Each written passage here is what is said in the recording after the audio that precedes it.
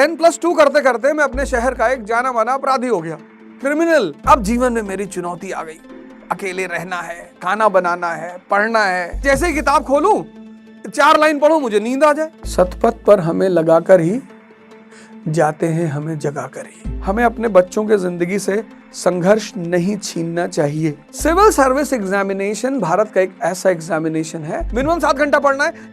ये बड़ी बात नहीं है। 365 दिन पढ़ना। यूपीएससी क्या है? तुम यूपीएससी देना चाहते हो? क्या है ये? वसुधा का नेता कौन हुआ? भूखंड विजेता कौन हुआ? अतुलित यश क्रेता कौन हुआ? नवधर्म प्रणेता कौन हुआ? मैं रश्मिरथ की इन लाइनों से अपनी कहानी शुरू करूंगा, क्योंकि इन लाइनों ने सिर्फ दर्शन की भूमिका नहीं अदा की। They were not simply the lines of philosophy. These lines had the potential to change the life of any individual on this earth. हर आदमी एक एम्बिशन लेकर पैदा होता है, या पैदा नहीं भी हुआ तो समय के साथ उस एम्बिशन को वो पैदा करता है, या ना भी कर पाए तो समाज उसे एम्बिशन देता है। कम से कम पेरेंट्स कहते हैं मेरा राजा बेटा। मतलब बच्चा अगर रिक्शे वाले के घर में भी पैदा हुआ तो मां तो उसको राजा ही बोलेगी। यानी हर फैमिली में या तो एम्बिशन आपको नेचुरल मिला है, या आपको समाज ने दिया है, या आप अपने घर से ही इंस्पायर्ड हैं। तो ये जो लाइनें हैं 4, वो ये पूछ रही हैं कि तुम्हें पता है कि वसुधा का, इस धरती का नेता कौन हुआ? तुम्हें पता है कि भूखंड विजेता मतलब किसने जमीनों को जीता? अलेक्जेंडर, अशोक। अतुलित यश क्रेता, इतना यश, इतना सम्मान, जैसे श्री कृष्ण।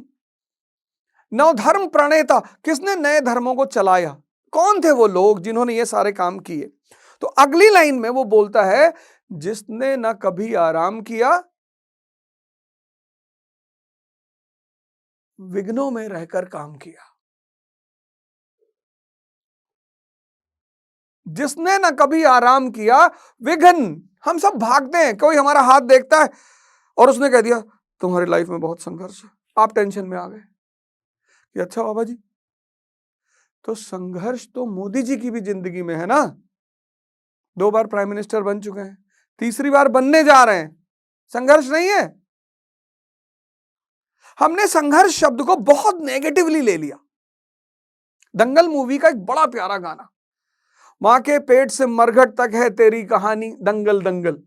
थीम सॉन्ग है वो, थीम। मुझे वो थीम सॉन्ग इतना अच्छा लगा कि मां के पेट से मरघट तक।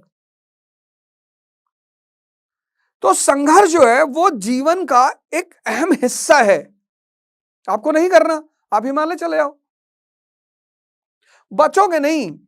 जिसने ना कभी आराम किया, विघ्नों में, विघ्न मतलब चैलेंज, चुनौती, संघर्ष। अब ये चैलेंज करता क्या है? इसीलिए जो बड़े घरों के बच्चे होते हैं, बड़ों घर के मतलब एरिस्टोक्रेसी के बच्चे हैं, वो उनके माँ बाप क्या करते हैं, जीवन के एक बहुत बड़े हिस्से में उनको चैलेंज नहीं लेने देते। अरे अरे मेरा बेटा, एसी नहीं है, जनरेटर लगा दो। नहीं, अकेले बाजार नहीं जाएगा, अंधेरे में नहीं जाएगा। जिसने ना कभी आराम किया, विघ्नों में रह। वो बड़े लोग क्या करते हैं, अपने बच्चों से ये छोटे छोटे चैलेंज छीन लेते हैं प्यार में। कभी सुना है कि प्यार नुकसान करता? बहुत करता है। ऐसी नहीं कि दुश्मनी ही नुकसान करती, प्यार भी बहुत नुकसान करता है। चैलेंजेस। मैं छोटा था क्लास में, तो लोग मुझे टीप मारते थे, दिन में 4 बार मार दिया। होमवर्क वाली जो मेरी कॉपी होती थी उसमें गोद देते थे आगे, मतलब ऐसे बना दिया कि ये टीचर से मार खाएगा। मेरे होमवर्क वाले पेज को टेयर कर देते थे। मैं एक सामान्य से घर का लड़का, गांव से आया हुआ, गोंडा शहर में पैदा हुआ। फातिमा इंटर कॉलेज में मेरी पढ़ाई शुरू हुई, दुनिया का सबसे प्यारा स्कूल, कम से कम मेरे लिए। श्रेष्ठतम टीचरों से मुलाकात हुई, अच्छे अच्छे टीचरों से, चंद्रभूषण सिंह, सीबी सिंह। पता नहीं क्या देखते थे, अभी जल्दी मेरी मुलाकात उनसे शादी में हुई। वो मेरे अंदर पता नहीं क्या देखते थे, बोलते थे तुम, गाली देते थे, मतलब ऐसे वर्ड का इस्तेमाल, तुम साले राजा बनोगे किसी दिन, अदा है तुम्हारे अंदर। मैम हैना थी, मैम अलेक्जेंडर थी, पढ़ाते थे। और फिर वो अवध ओझा एक यू टर्न मारता है क्लास 11th में आकर, एक दूसरी दुनिया में एंटर करता है, मार खा के, परेशान होके, और माँ बाप अलग परेशान, 20 साल से गांव से बाहर भगा दिया। तो रिबेल करता है वो, रिबेल, विद्रोह। अभी एक शो पे था मैं, उस शो पे मैंने बताया कि इतनी मेरी स्थिति खराब हो गई थी कि मुझे रिपेल करना पड़ा, झगड़ा करना पड़ा। हमें अपने बच्चों के जिंदगी से संघर्ष नहीं छीनना चाहिए, क्योंकि ये संघर्ष करते क्या है। अगली लाइन फिर कहती है कि जीवन में विघ्न जब आते हैं, सोते से हमें जगाते हैं। This is the duty of struggle. जीवन में विघ्न जब आते हैं, सोते से हमें जगाते हैं। क्या करते हैं? मन को मरोड़ते हैं पल पल, डिप्रेशन, फ्रस्ट्रेशन, टेंशन। आप खुद से लड़ रहे हो, आप आईएएस की तैयारी कर रहे हो, उसमें डेली मिनिमम 7 घंटा पढ़ना है, मिनिमम। और दूसरी सबसे खतरनाक बात, मिनिमम 7 घंटा पढ़ना है, ये बड़ी बात नहीं है, 365 दिन पढ़ना है। तुम 15 दिन डिसिप्लिन रह सकते हो दबाव में, 20 दिन रह सकते हो, 1 साल। 95% लोग जो आईएएस की तैयारी में मार खाते हैं, वो इसीलिए खाते हैं। अब मेरा रास्ता बदल गया, मतलब 10+2 करते करते मैं अपने शहर का एक जाना माना अपराधी हो गया, क्रिमिनल। अब क्या हुआ कि मेरे घर वाले बहुत, खासकर मेरी माता जी बड़ी परेशान हो गई कि एक ही लड़का और वो वांटेड, बहुत परेशान रहती थी वो। और दुनिया के सारे अच्छे शौक हो गए मुझे, सिगरेट पीना, शराब पीना, ये जितना जो कहते हैं ना राजा के शौक, 9 रत्नों में से एक। चढ़ाने वाले भी ऐसे ही बताते हैं, कह रहे नशा तो 9 रत्नों में से एक है, तो अपने बच्चे को पिलाओ। तुमको जो भी ये सब चीजें सिखाएगा ना, याद रखना वो उसे प्रमोट करके सिखाएगा। कह रहे शराब तो राजा महाराजा पीते हैं, तो अपने बच्चे को पिलाओ, अपने बेटे को पिलाओ ना, अगर राजा महाराजा पीते हैं तो। जिस आदमी के तुम साथ रहते हो, जो काम वो अपने बच्चों के साथ नहीं करता और तुम्हारे साथ करता है, तो तुम्हारा दुश्मन है। अगर तुम्हें सिगरेट पीने के लिए कहता है और अपने बेटे को भी कहता है, तो बहुत अच्छा आदमी है, फिर तो वो बहुत अच्छा आदमी है कि अपने बेटे को भी सिगरेट पकड़ा दिया कि ले भाई तू भी पी ले। लेकिन जो काम वो तुम्हें कहता है करने के लिए, लेकिन अपने बच्चों को नहीं कहता, वो तुम्हारा दुश्मन है। ये तुमको लिटमस टेस्ट बता रहा हूं, इसको ट्राई करके देखना। मेरे एक दोस्त हैं, भगवान उनको जन्नत में रखे, स्वर्ग में। उनके पास इलाहाबाद यूनिवर्सिटी का 2 फॉर्म आ गया। अब वो एक मुर्गा ढूंढ रहे थे कि किसी तरह एक फॉर्म निकाल ले, नहीं तो उनका पैसा बर्बाद हो जाएगा। मैं उनसे टकरा गया। उन्होंने कहा वो तुम्हारे लिए फॉर्म मंगाए इलाहाबाद यूनिवर्सिटी से। हमें भी लगा कि यार इतना प्रेम। कह नहीं, हम तुम्हारे लिए फॉर्म मंगाओ, इलाहाबाद चल रहा है एग्जाम देने। मेरे लिए इलाहाबाद एग्जाम देने जाना मतलब मेंबर ऑफ पार्लियामेंट का चुनाव जीतना। इतनी खुशी, क्योंकि बहुत दिन से मैं घर में बंद था, पहरा लगा हुआ था मेरे ऊपर कि तुम बाहर नहीं जाओगे। मैंने अपनी माता जी से कहा कि अब मैं पढ़ना चाहता हूं। उनको भी बड़ा अजीब लगा कि अरे, मुझसे किसी ने सवाल किया था कि आप कभी एक्टिंग करेंगे, मुझे ड्रामेबाजी का शौक है।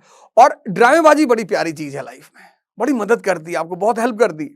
तो मैं बड़ा सीरियस हो गया उनके सामने कि मैं जो है अब मैं पढ़ना चाहता हूँ। उनको भी बड़ा अच्छा लगा कि यार बेटे का मन बदल रहा है, और वो भी इलाहाबाद यूनिवर्सिटी का एंट्रेंस। मैं अब घर की कैद से बाहर निकला।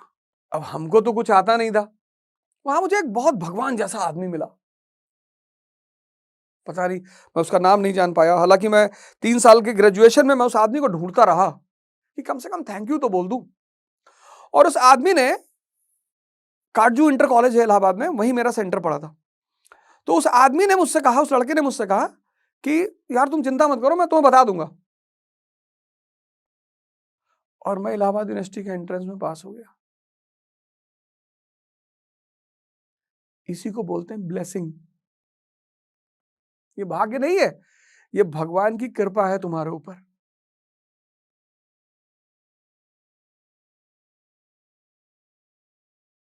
तो कहानी कहां से शुरू हुई थी कि जीवन में विघ्न जब आते हैं, सोते से हमें जगाते हैं, मन को मरोड़ते हैं पल पल, तन को झंझोरते हैं पल पल।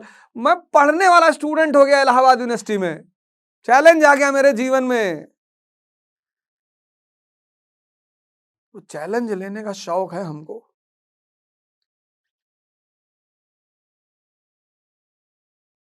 हमको बड़े उल्टे सीधे शौक है, उसमें से एक शौक है चैलेंज लेना। हार जाए तो कोई फर्क नहीं, इस जीवन में हार जैसी कोई चीज होती ही नहीं।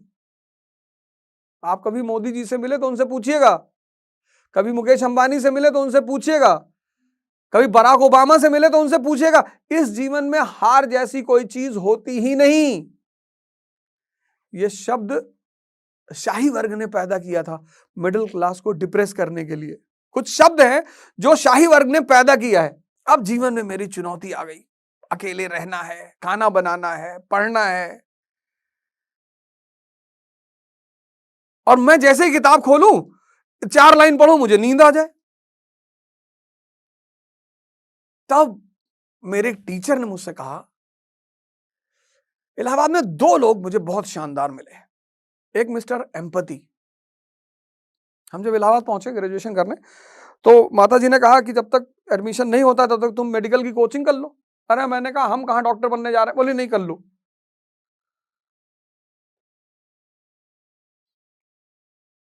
कुछ चीजें हैं जो आपको जीवन में कभी नहीं बनना है, आपको पता है कि बनना ही नहीं, डॉक्टर मुझे बनना ही नहीं, पर उन्होंने जबरदस्ती मेरी सचदेवा कोचिंग में एडमिशन करा दिया। वहां मुझे बहुत शानदार आदमी मिले, एम्पैथी साहब।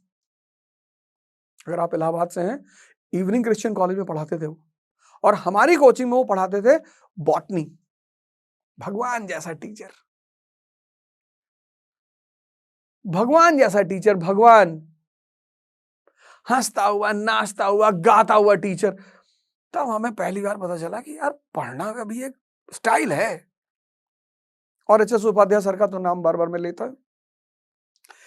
किसी भी काम को जब करना हो ना, उस पर होमवर्क करो, पहले पता करो ये क्या है, यूपीएससी क्या है, तुम यूपीएससी देना चाहते हो, क्या है ये, इसका सिलेबस क्या है, ये मुझसे क्या जानना चाहती है, कोचिंग क्यों जाना चाहिए। तुम बिना क्या जाने कूद पड़ते हो। जैसे कुछ लोग स्विमिंग पूल में तैरते हैं सोसाइटियों में, मैं उसको तो स्विमिंग पूल, मैं उसको तो तैरना मानता ही नहीं। फिर उनको एक इल्यूजन होता है कि हम तैर लेते हैं, जाके गंगा में कूद गया बनारस में। अब पानी के अंदर तो वाटर करंट होता है, नदी के अंदर अंडर करंट होता है, एक तो करंट, और ऊपर से क्या होता है, नदियां कटान करती हैं, जमीन को काटती हैं, तो छोटी छोटी केव्स होती हैं पानी के अंदर। कभी कभी उसी केव्स में आदमी घुस जाता है, फिर वो हाथ पैर मारता है,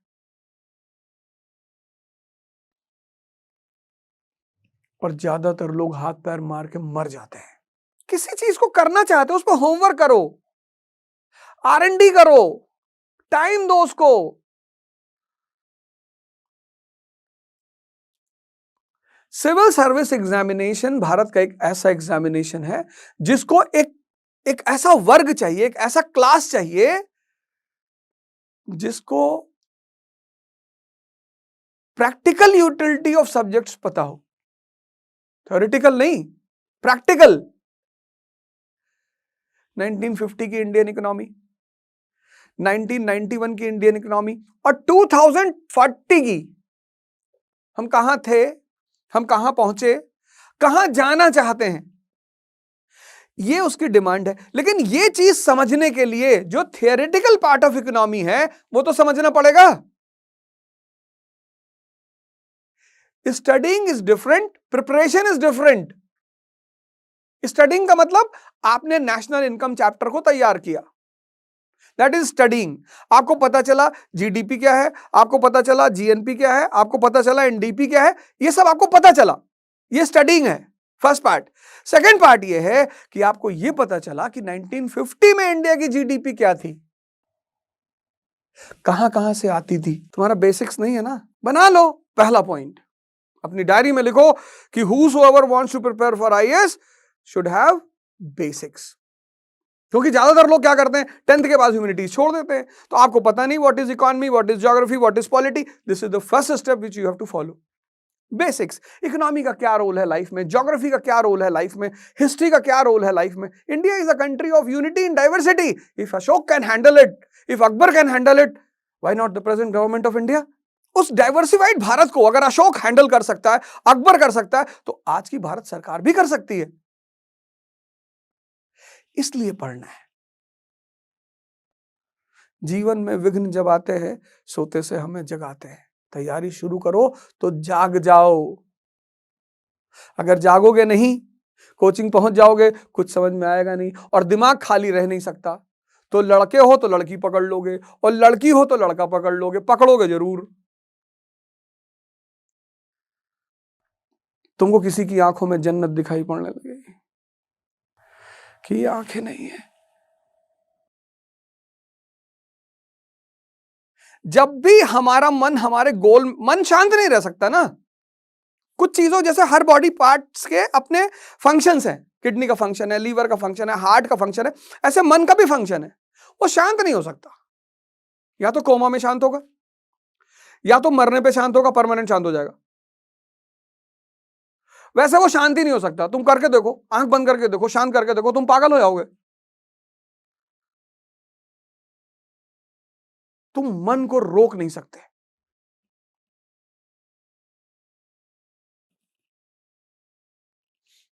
हालांकि एक तरीका है रोकने का, सांस, पर वो दूसरा मुद्दा, बाद में बात करेंगे। पहला काम करो, चुनौती को एक्सेप्ट करो, क्योंकि चुनौतियां क्या करती है, तुम्हें जगाने के लिए आती है। जीवन में विघ्न जब आते हैं, सोते से हमें जगाते हैं, मन को मरोड़ते हैं पल पल। घूम रहे हो तुम राजेंद्र नगर में कि नाटो क्या है भैया, तो 12th की एनसीईआरटी पढ़ लो, contemporary world history, first world war से बताया है। तो पहला बेसिक्स तैयार करो, टाइम दो उसको। उसमें 5 से 6 महीने लगते हैं, उसको टाइम दो। IAS is a preparation of 2 years। मन को झंझोड़ते हैं पल पल, तन को, मन को मरोड़ते हैं पल पल, तन को झंझोड़ते। नींद नहीं आएगी तुम्हें।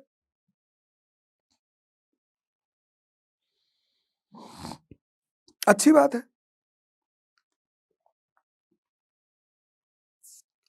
अब तुम अगर ये सब चीजें खुद से नहीं कर पा रहे हो और एक अच्छी गाइडेंस चाहते हो, किसी कोचिंग को पकड़ लो। कोचिंग सारी अच्छी होती है इस दुनिया में, सारे टीचर अच्छे होते हैं, सारी कोचिंग अच्छी होती है। तुम किससे क्या ले सकते हो ये तुम पे डिपेंड करता है। महमूद गजनी मकड़े से सीख लेता है। मकड़ा जाला बनाते बनाते गिर रहा है, फिर उठ रहा है, फिर गिर रहा है, फिर उठ रहा है, फाइनली वो जाला बना ही लेता है। वो उससे सीख ले रहा है। सीखना is a art, learning is a art. अगर आप इस टॉक के एंड तक पहुंच चुके हैं तो मैं आपको जोश टॉक्स का एक दूसरा रूप भी दिखाना चाहता हूं, जिससे मैं काफ़ी देर से जुड़ा हुआ हूं और मुझे बहुत बहुत ज़्यादा पसंद है कि वो क्या कर रहे हैं। जोश टॉक्स ने एक नया ऐप लॉन्च किया है जिसका नाम है जोश स्किल्स। अब वो नया नहीं रहा, काफ़ी टाइम से है, लाखों लोग उसको अब यूज़ करते हैं। और जोश स्किल्स पे आप अपनी ज़िंदगी के लिए कोर्सेज ढूंढ सकते हैं। वो कोर्स नहीं जो आपको physics, chemistry, commerce, business studies पढ़ाएंगे, वो कोर्सेज जो आपकी जिंदगी में आपको कैसे जीना चाहिए वो सिखाएंगे। मैंने खुद जो स्किल्स पे बहुत सारे कोर्सेज बनाए हैं, पब्लिक स्पीकिंग पे, इमोशनल क्राइसिस कैसे हैंडल किया जाए, अपनी पर्सनालिटी कैसे डेवलप की जाए। हर एक कोर्स में डेली क्विजेज हैं, एक्सरसाइजेज हैं, एक बहुत ही खूबसूरत कम्युनिटी है जो आपको सपोर्ट करेगी, आपको इनकरेज करेगी।